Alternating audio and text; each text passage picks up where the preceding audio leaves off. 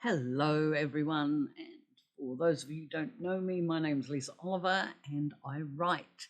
I write fiction. And with all the talk that's been going on lately about whether or not ChatGBT can actually replace us writers, I decided to ask ChatGBT a few questions of my own. And then I thought it could be quite fun as an author to see what those responses might be, and I want to share them with you. I had two main questions for ChatGPT today, and this is the platform. I've only been using this a couple of weeks, and believe it or not, well, actually, I'm sure you probably do believe it, especially if you're slightly older like me. It was my grandson that put me onto this. So thank you, grandson, for your help with this. He's an absolutely amazing boy who calls me every Thursday without fail, and then he shows me his screen, and he's doing all sorts of things with codings and everything. Did I mention he's only 14? Yep, I told him he needs to make his millions by the time he's 20 so he can look after grandma.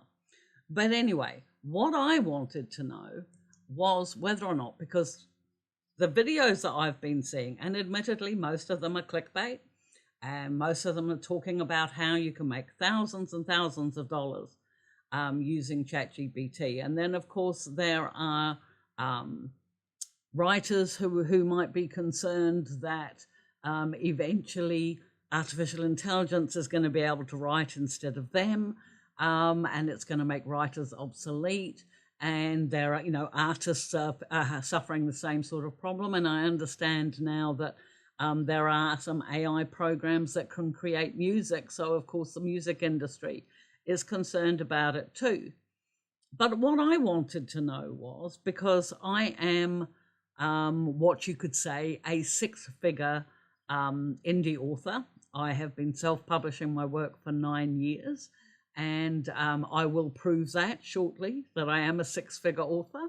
So it might be low sixes, but I am a six-figure author. So what I wanted to ask ChatGPT was, firstly, and I'm be interesting to see what it says, is it possible for a fiction writer, writer will be good, to make $100,000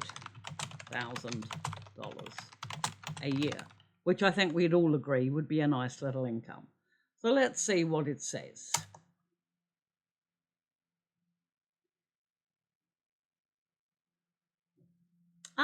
Now, I do like that answer. Isn't that nice? For those of you who are not sure or can't quite see it if you're watching this on your phone, it says, my little friend here in chat OpenAI says it is possible for a fiction writer to make $100,000 a year, but it's not common. Many successful fiction writers make a comfortable living, but it often takes time to build a readership and establish a reputation, which is true. Additionally, writing income is often supplemented by other sources such as teaching, speaking engagements, or freelance work. Okay, I don't do any of that. Making $100,000 a year from writing fiction alone requires a combination of talent, hard work, and a bit of luck. I would also mention persistence. But I wonder if we tweak the question slightly and say, is it possible for a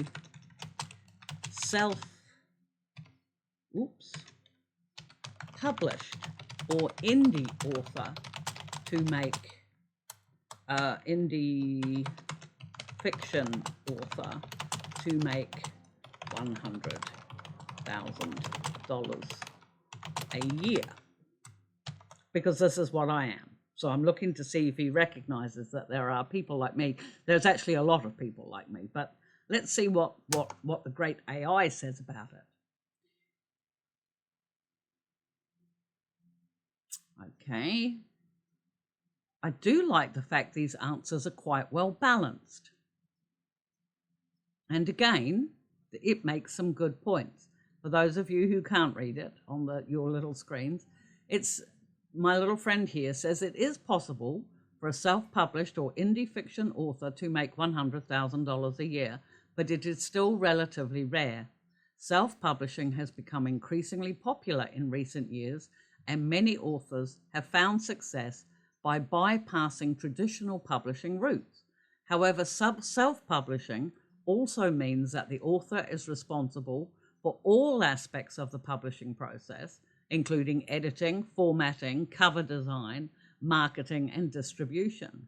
These added responsibilities can make it more difficult to reach the level of income you are asking about.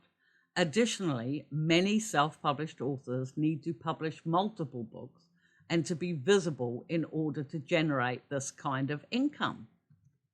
He is so right. He, they, whatever.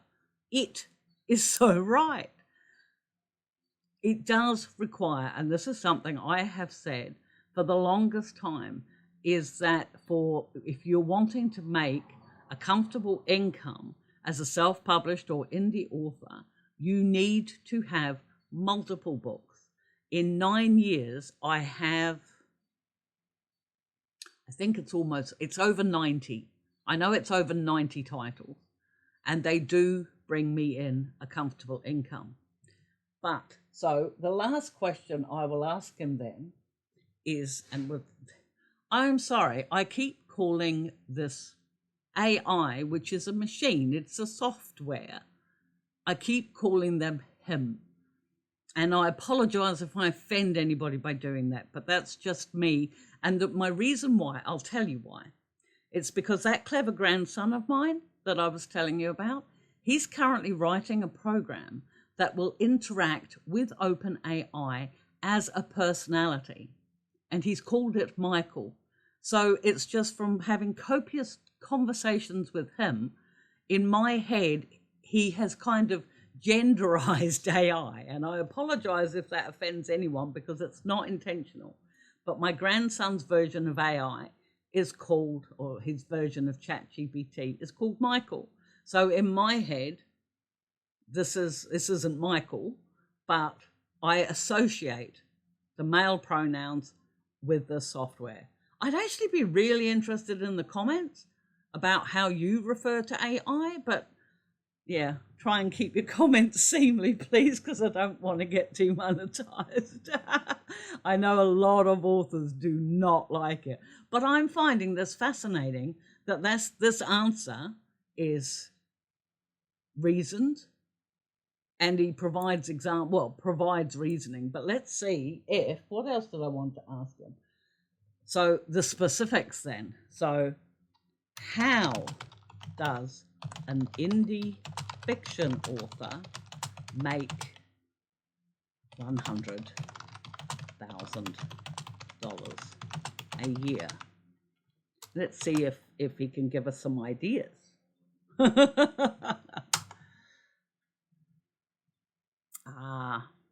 And this is where I've seen this come up on videos before.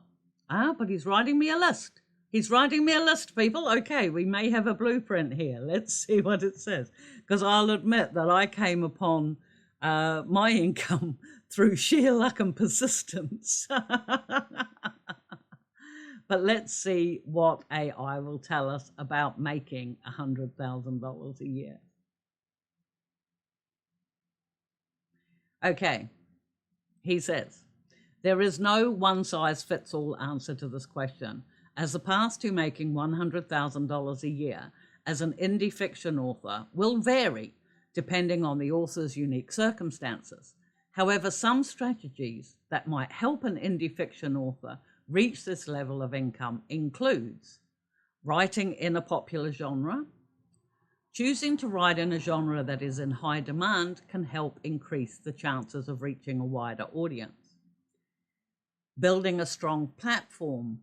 Establishing a strong online presence, building a mailing list, and actively engaging with readers can help an author reach more potential buyers. Creating a series. Yes, I've been saying this for years. Writing a series of books can help keep readers engaged and coming back for more. Producing high quality books.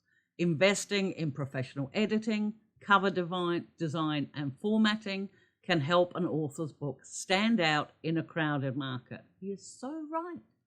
Utilizing effective marketing techniques. Investing in paid advertising, utilizing social media, and working with book bloggers and reviewers can help increase visibility for an author's books, which is true. And diversifying income streams.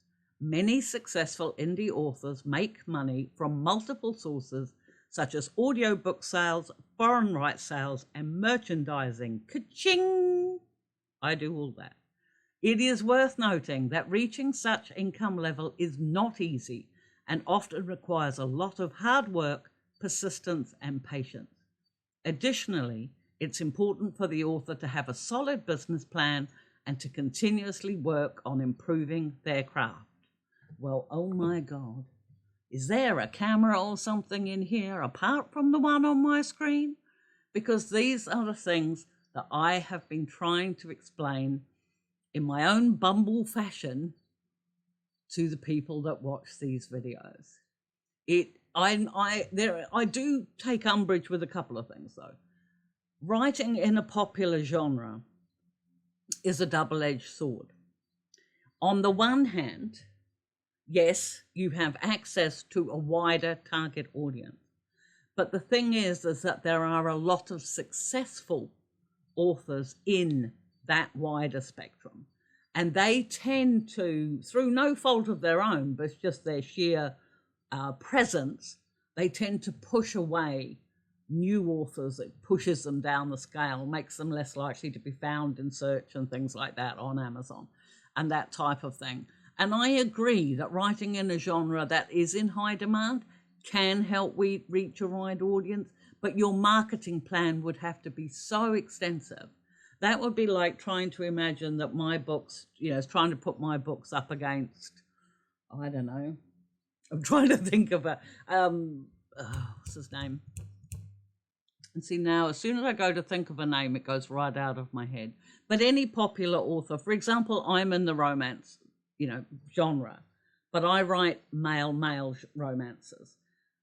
That was a personal preference of mine when I started 9 years ago. And I will admit that part of the luck that comes from my increased income is because at the time, 9 years ago, there weren't a lot of new authors in that space. It was still very undervalued, underutilized. But I hit upon a couple of authors who'd been in that space for some time, thoroughly enjoyed their work, and then thought, I wonder if I can do that. And actually, I went on and developed my own style, and now I consider those authors that I used to read are now friends, which is, a really amazing part of being in a smaller genre. But definitely, there is no point in writing in a genre that is so obscure and so sub, that there's no market for it. And this is where I take against courses that recommend that you find those niches, because quite honestly, you are better to write what you're passionate about and then, work on the marketing techniques part of what this chap's been saying here. Building a strong platform is another major plus point. I talk about this when I talk about marketing your work or marketing, marketing your first book as a new author. I recommend that you start your marketing for it before you finish the book. I especially on social media, you can do it all for free, and spending an hour a day being active in groups that are where your target readership is a really good idea. Offering advice to other people on questions that you might know the answers to, and actively participating means that when you come along and say, oh, well, hey, actually, I have a new book coming out, because you finally typed the end and done everything else and it's ready to go. You've already built relationships, the relationships that he's talking about.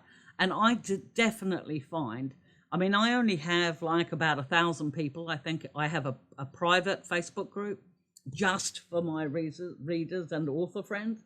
And I find that, you know, it's not a very big audience in the scheme of things, but these are people who really enjoy my work and who really want to engage with me, and therefore, you know, I do more for them. You know, they get to see my covers first, they get to see my blurb first, they get to find out when I finished books first. You know, they are my go-to group. They are the people that I make a point of interacting with, because they, you know, they post things in my group as well, and they ask me questions, and it's a way of building a relationship so that when I come to put another book out, they can be excited about it. And that is something that I do believe. I also do have a mailing list. I also have my own blog. I do, apparently, according to my PA, I am on places like Instagram, and I'm on YouTube, you know, which is only new. But yeah, building an online presence is a really good idea. The series thing, the series idea, I have talked about that so often, because the really neat thing about a series is that if you introduce characters, it's a little bit hard to explain in a sort of general fashion, but as you know, I write romances, right? So I might have a group of, and I write paranormal. So of course, so say for example, I might have a small pack, you know, a small pack of wolf shifter men. And my first ever book that I wrote, The Reluctant Wolf, was set in a situation where 5 wolf shifters had come together and formed their own small little pack, and they all worked as mechanics in this, customizing cars and things like that. And so what happened in that is that I introduced a series of characters that actually went on, well, was meant to go on to fill 5 books in the series. That series I finished either last year or the year before, with 13 full novels and 2 books of short stories in that time. Because, you know, obviously with each book that came along, more people got introduced and so on and so forth. So even though each book was about a unique couple, there was also a long story arc that finished over, you know, that went over the whole thing and was that thread that kept all that series together.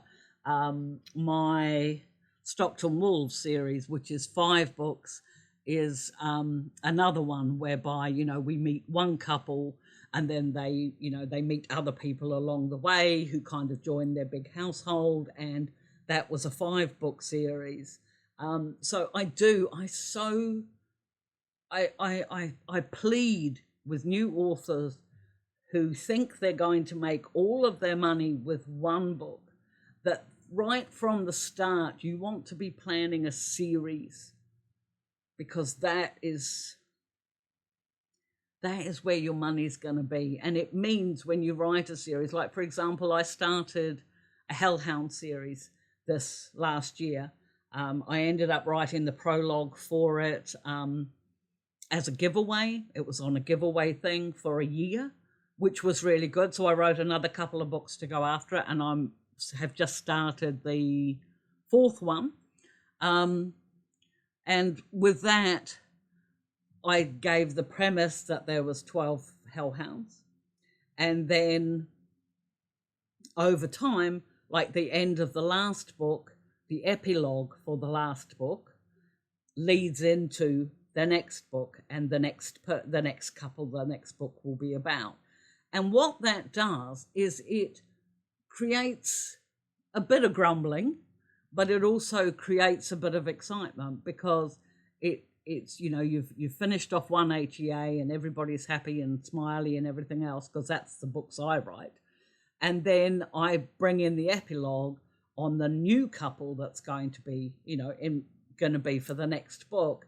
And so that gives them something to think about while I'm busy tippy-tapping it, because, yeah, it does take a little while to write. This comment here that our, you know, getting back to our AI here, producing high-quality books. I have always said My first 3 books that got put out were not edited. The first 3 books I ever wrote were not edited, and it shows. It really does. And one of these days, I'll take the time to go back and redo them. But the storylines were sound, the characters were solid. The editing was crap. And I am just really fortunate that, I still get letters, emails and messages about my first books. So definitely editing is a must. And there are a couple of videos that I have already done on how you can get some editing done more cheaply than perhaps going through a freelance site or something like that. Cover design, again, I've only ever done my own. I have 2 examples where I haven't. I know one collab book that I've got coming up. I'm actually paying somebody else along with my collab author. That's JP Sal. She recommended a book cover designer, and because she wanted to go for a different look with this new series that we're just starting. And so I agreed, but I've done my own covers. Learning Photoshop really isn't that difficult if you watch YouTube. And I learned most of what I know about my covers from YouTube. And formatting, again, is important for paperbacks and what have you. But if you're just wanting to sell ebooks, honestly, just uploading your Word document with standard 1-inch margins and a font, so long as it's under size 14, I think, just a regular font, nothing fancy. Doesn't have to be fancy, just, so it looks like a written page. If you want to see what my pages look like when I'm writing, hop on over to Lisa Writes, my Lisa Wright channels, where I do writing sprints, and you can actually read my screen as I'm writing. And you'll see then that I use a Verdana size 14 font. I have it fully justified because I prefer it to look that nice that way. That's how I like it. I use a size 14 font because my eyesight's going and it makes it easier for me to see. And I upload those books exactly like that onto the ebooks that I sell on Amazon. Now, we have talked about marketing techniques vaguely, but as I've said, social media is your friend. I don't spend a lot of money on paid advertising. I do sometimes. I gave up advertising on Facebook because I found that for some reason my ads were going to people who didn't appreciate it, and I got a lot of negative kickback from it. So now I just advertise on Amazon. I don't spend a lot, but every now and again, especially if I've finished a series, I will do. Amazon's now got a thing whereby they will allow you to advertise like a range of books or a series of books in the one ad as a form of branding. And so I've started doing that, and I have had some success, but not a lot.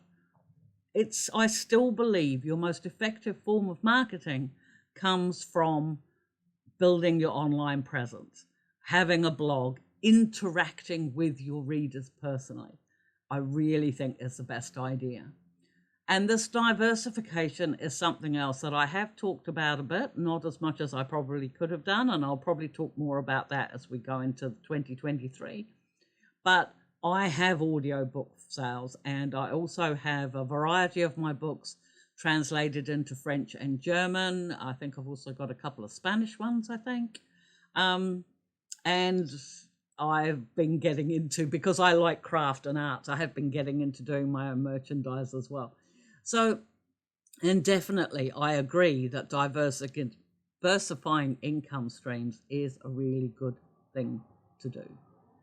But I'm going to cut the video off here. I did have so much more I wanted to say, but it's like Chat OpenAI kind of jumped in and actually created a very nice format for me of points that are really important if you want to be making $100,000 in 2023.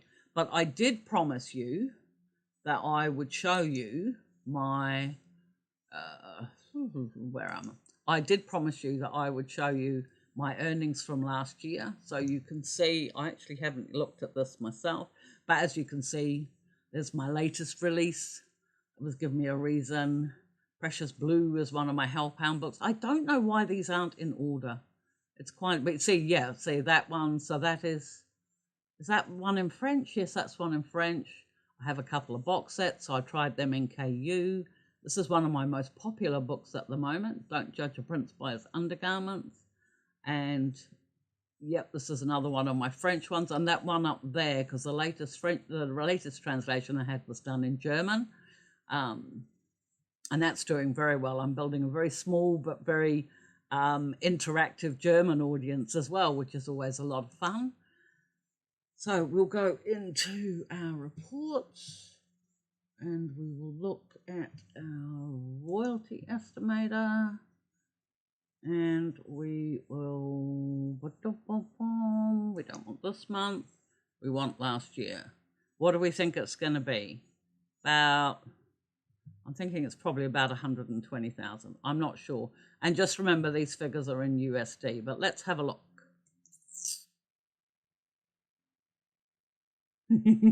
Oh,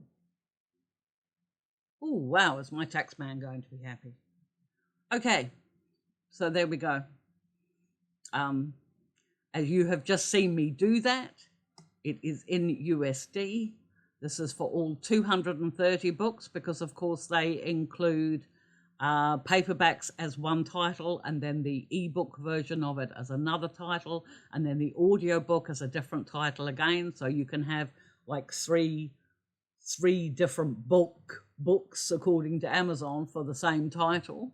But so there we go. So for the 230 books from January the 1st of last year to December the 31st, 2022, I made $195,000, $232.62. 1, 2, 3, 4, 5, 6. It's a six-figure income in my book. So there you go, my friends. We will be looking more. I am really, really surprised. Like, I don't think AI will take over writing as such. But I really like the way he answers questions. I've always appreciated an efficient form of answering. Mind you, then I talk to Alexa too, so there we go. But anyway, my friends, I will leave you on some thoughts of what you're going to do and how you're going to achieve your $100,000 income for 2023. You don't have to take my word for it. We now have ChatGBT says it is possible, but it's rare. And if there's one of the things I like being, it's unique.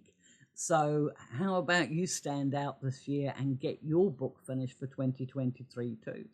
There are numerous resources on this channel to help you do everything from managing your time to finding things to write about to, oh my goodness, please go and have a look at the channel. I'm sure you'll find plenty there. If you do have any questions, please post them in the comments below. That's one thing that my goal is for this year, is to try and generate a bit more interaction and comments, because when we do that, then YouTube thinks what I've got to say is actually worth listening to. So if you'd like to help my channel and you think that I've helped you, then please comment below and I promise you I will answer. It's not necessarily on the same day, but I do my best to answer every comment that I get. And that's all for me this week. I've had a lot of fun, and please look for my video again next Monday when we'll talk about how you can get your book finished for 2023.